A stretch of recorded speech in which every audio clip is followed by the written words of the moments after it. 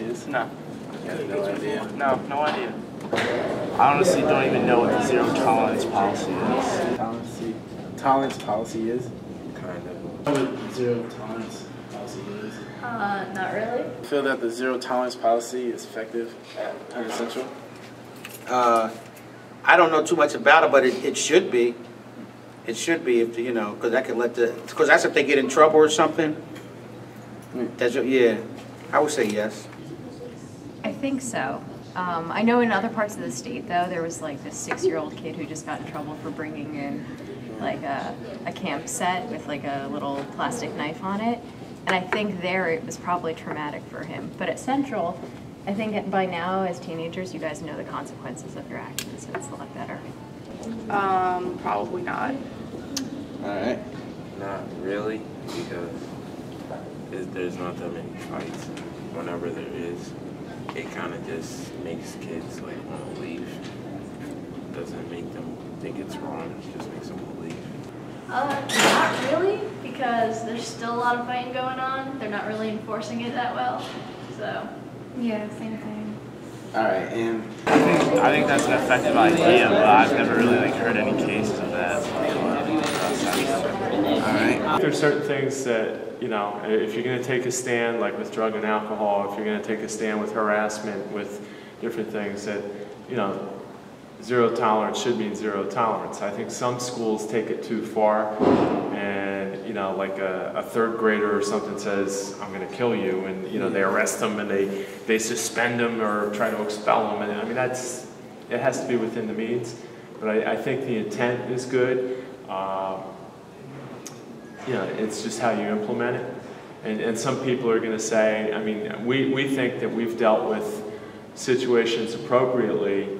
You know, we've acted on it, we've responded because it was, you know, something that shouldn't be happening, yet, you know, the parent of the victim, you know, well, zero tolerance, you know, they want to, you know, they want to lynch them, they want to, you know, really hammer them, and that's not always within the purview of the policy. Okay, so. I feel every kid at Hunterdon Central is safe with our zero tolerance policy.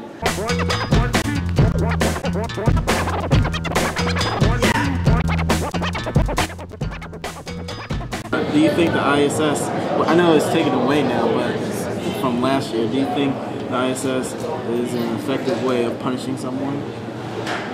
No, ISS was ineffective, basically. I mean, most kids who ended up there wanted to be there in the first place, so I would rather see kids lose privileges in some other way or be forced to do work around campus or whatever. No, I do not. I felt like it was a fun time where kids could just go to school but not have to worry about too much, and it really didn't get the message across, in my opinion. No, I really don't think it was, because the kids pretty much wanted to get ISS. You get to sit around all day and just do whatever you want. Yeah. I've heard so many people saying how they preferred to have ISS than going to school. Okay. No, because I think most of the students who were in ISS didn't really mind being there. And I think punishment only works if it has like equal retribution for their acts that they committed, or if it's something that they actually mind doing. Did you think that was an effective way of punishing someone? For some kids, yes. You know, for serious students and stuff, for them to be sitting in the trailer or the classroom, wherever it was held, you know, for the whole day and missing their classes, that was a very serious punishment, and it happens once, and that would be the end of it. Okay, for other kids, I mean, there were a lot of people that were repeat offenders, and, you know, it's a day off. So again, it depends upon who you were talking about, and for that reason, you know, I kind of got to know that. I think the other VPs did. They knew who that was effective for and who not.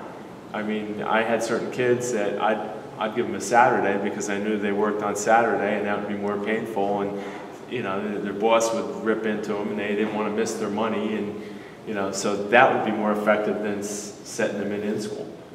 I mean, if you had a kid that was asking for in school, I would try not to put them there, you know, because, you know, it's fun and games for them. But I think we do miss it in that we don't have a place right now that if something happens to a student, they act out during the day, and we can't, get the parents are away, then we end up having to somehow babysit them. Whereas before, you had in school, and you could sequester them there. You already had somebody there to supervise them, that kind of thing, as opposed to now, having them sit at a table in the office or in one of the conference rooms. So we miss it, but in these economic times, it was it's a teacher's salary, and so it was something that happened, and we deal with it.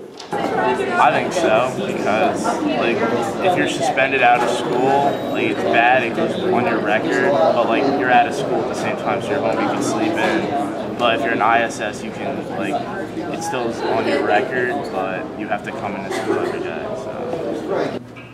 Yes, because maybe that'll deter them because they want to have their lunch and everything instead of being in detention. All right. So I would say yes. All right. Do you think ISS was an effective way of punishing someone? Not really. There are other ways.